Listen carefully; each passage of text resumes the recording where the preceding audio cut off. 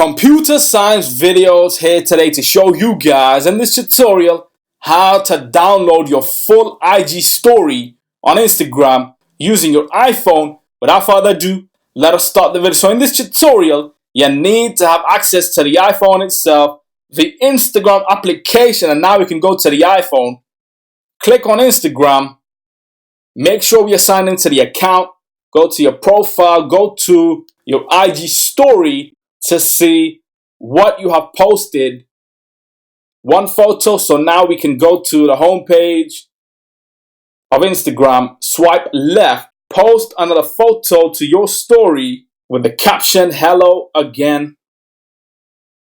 Change the background text color, send to your story, done.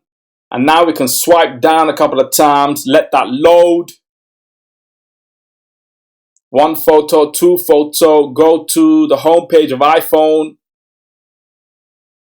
go to your story, go to the bottom right corner of your screen and click on more. Save the full story. Creating the video story has been saved. Go to your iPhone homepage, go to photos, and now we see a video that is 10 seconds long. So we can go to edit, see the video,